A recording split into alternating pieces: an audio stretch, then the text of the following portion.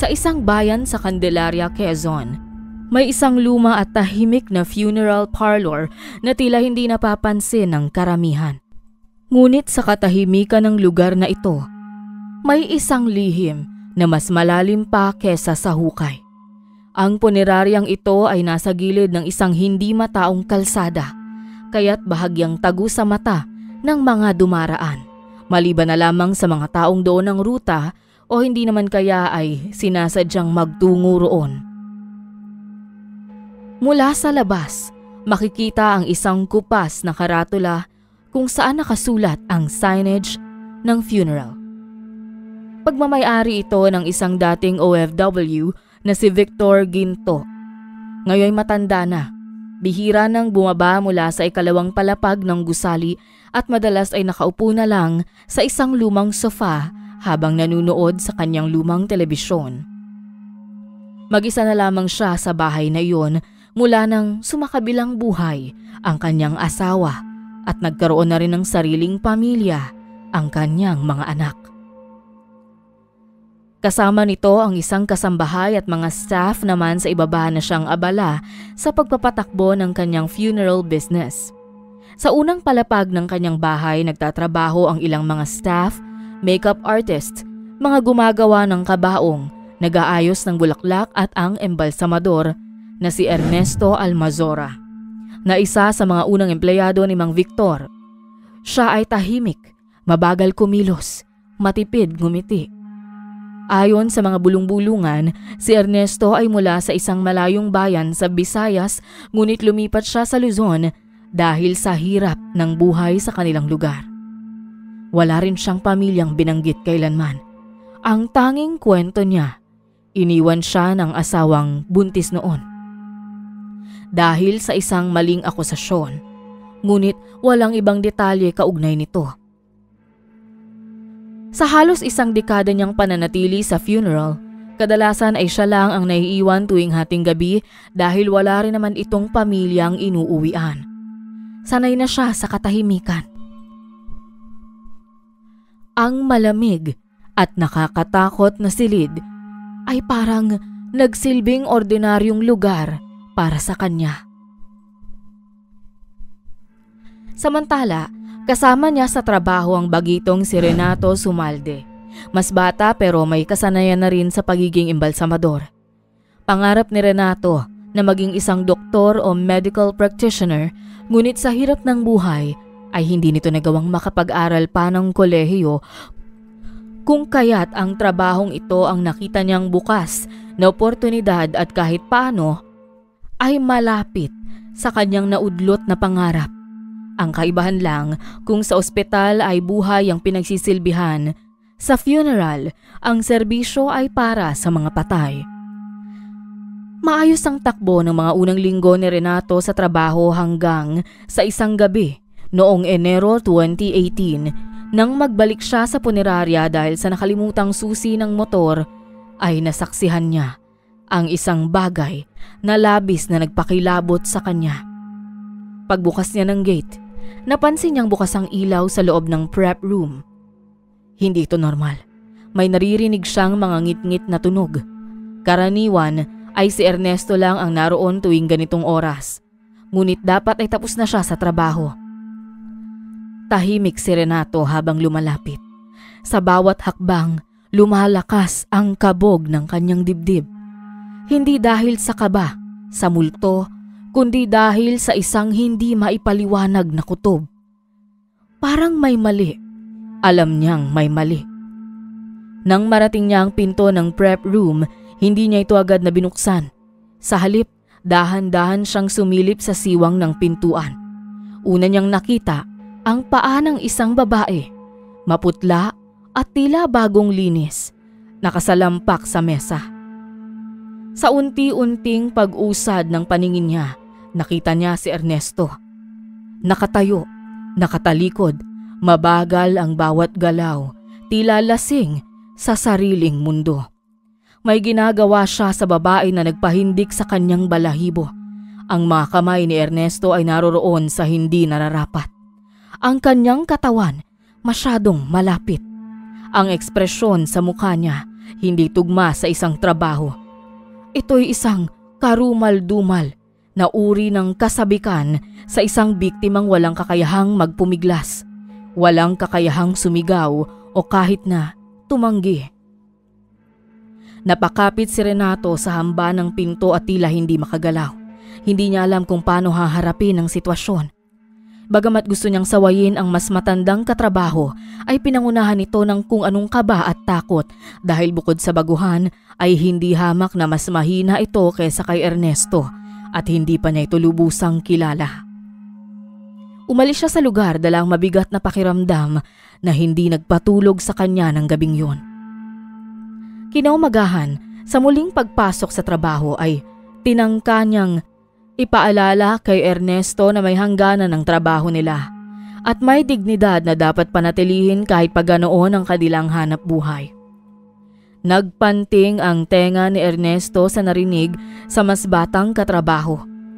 Sa halip na makinig ay tahasan itong sinabi na wala itong pakialam sa kung anuman ang kanyang ginagawa. Pinagbantaan pa nito si Renato na may kalalagyan ito kung patuloy siyang manghihimasok sa mga bagay na wala siyang saklaw. Lumapit pa si Ernesto sa kanya at sa isang mababang boses bumulong ito. Walang makakaalam, walang magsusumbong. At kung meron man, alam ko kung saan kayo nakatira. Nagkaroon ng takot si Renato sa mga binitawang salita ng kasamahan.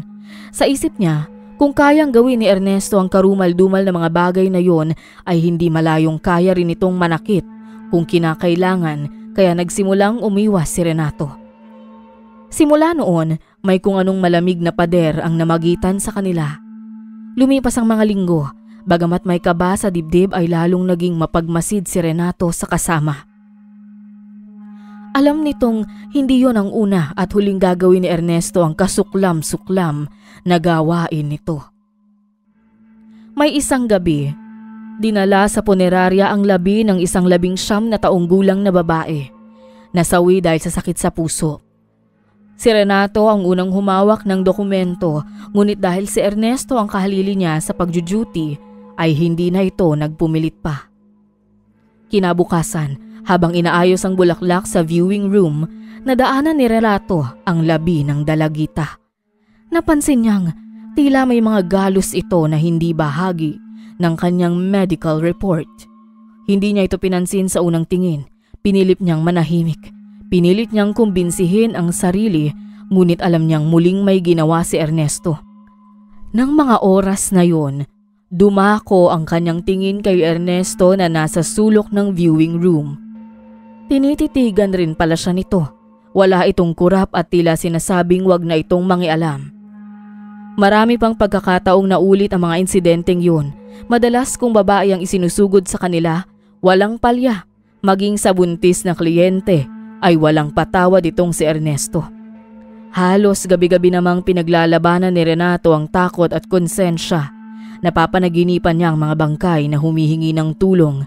Mga matang bukas na nakatingin sa kanya na para bang nagtatanong, bakit hindi mo kami ipinaglaban? Nagigising siyang pawis na pawis, malakas ang kabog ng dibdib, paulit-ulit ang bangungot, isang malamig na mesa, isang katawan na hindi makapagsalita, isang lalaking walang puso. Gusto na niyang magsumbong pero may kung anong pumipigil sa kanya. Hindi siya sigurado kung may maniniwala sa kanya at kapag nagkataon, baka siya mismo ang mapahamak, lalo na kung totohanin ni Ernesto ang kanyang mga banta. Nagpatuloy ang mga araw at buwan hanggang sa isang insidente ang tuluyang gumising sa kanyang konsensya. Nobyembre 2019, matapos ang halos isang taon ng katahimikan, pagsasawalang kibo at panggagapang ng kanyang konsensya sa bawat gabi, tuluyan ang nawala ng gana si Renato sa trabaho. Hindi na niya masikmura ang bawat amoy ng formalin, ang kaluskos ng malamig na metal sa prep table at ang paulit-ulit na presensyang gumugulo sa isip niya tuwing mag-isa siya. Dahil dito, lumiban siya ng 1 linggo upang maghanap ng trabaho sa Maynila. Doon nag-apply siya bilang bagger sa isang grocery stall, umaasang makapagsisimula ng panibagong buhay. sa lugar na walang Ernesto at walang gugulo sa kanyang isipan. Gayunpaman, kahit lumipat siya ng lugar, dala-dala niya ang bigat ng isang kasalanang hindi niya tuwirang ginawa, ngunit pinanood niya lang sa katahimikan. Ilang araw din siya sa lungsod bago niya nabasa ang isang post sa Facebook mula sa kanyang tiyuhin. Isang black and white na larawan ng isang babae at isang caption, "Paalam Lynn, mahal ka namin." Nanlamig ang katawan ni Ernesto sa pagkabigla. Ang kanyang pinsan, si Lynn Isidro, nakakagraduate pa lang ng kursong HRM, ay pumanaw sa aksidente sa Quezon Province. Ayon sa mga sumunod na mensahe, karambola raw ito ng 3 sasakyan. Hindi niya agad nalaman. Isang araw na ang lumipas.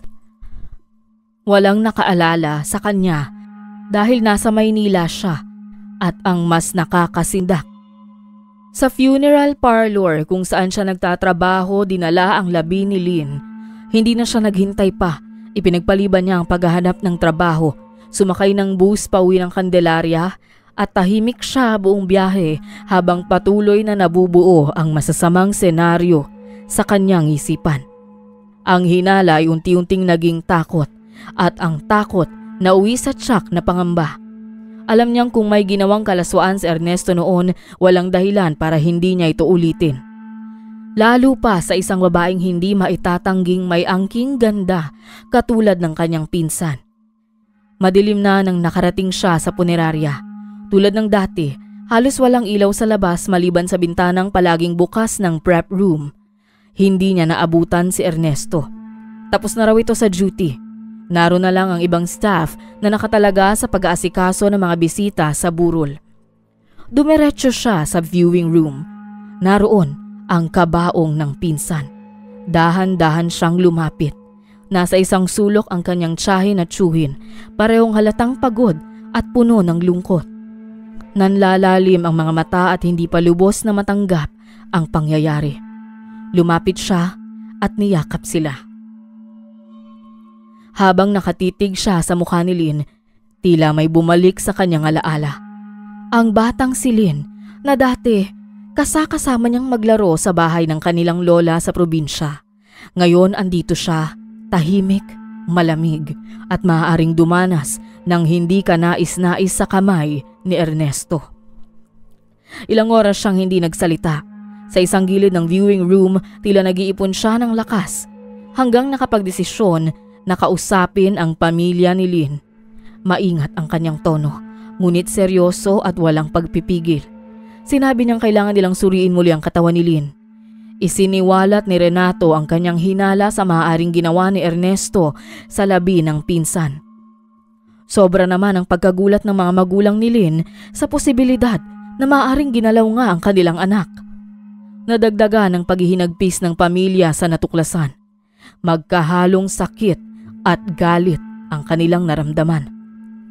Sa napakatagal na panahon ng pananahimik ni Renato, ngayon lang siya nagkaroon ng lakas ng loob. Kasama ang mga magulang ni Lynn, nagtungo sila sa presinto para magsampa ng reklamo. Nagbigay si Renato ng kanyang sinumpaang salaysay at ikinuwento nito ang lahat ng nalalaman ukol sa masamang gawain ng katrabahong si Ernesto. Isang linggo matapos ang pag-uulat, inilabas ang preliminary report mula sa medico legal. Nakasaad doon ang posibilidad ng paggalaw nga ng katawan ni Lynn. Nang malaman ang resulta, agad na nagsampa ang pamilya ng kasong acts of lasciviousness at grave scandal. Ayon na rin ito sa payo ng kanilang legal advisor. Magkagayon man, ang mga kasong ito ay hindi ganoon katibay upang panagutin si Ernesto, sapagkat ito ay karaniwang isinasampa lamang kung ang nagawa ng krimen ay isang taong buhay. Dito nila napag-alamang wala pa ring batas sa Pilipinas na tahasang nagpaparusa sa necrophilia. Isang buta sa sistema na matagal nang hindi tinututukan. Lalong lumalim ang sugat sa pamilya ni Lynn. Tila wala ring patutunguhan ng pagsasampa ng kaso kay Ernesto dahil hindi sakop ng batas ang kanyang ginawang kasalanan.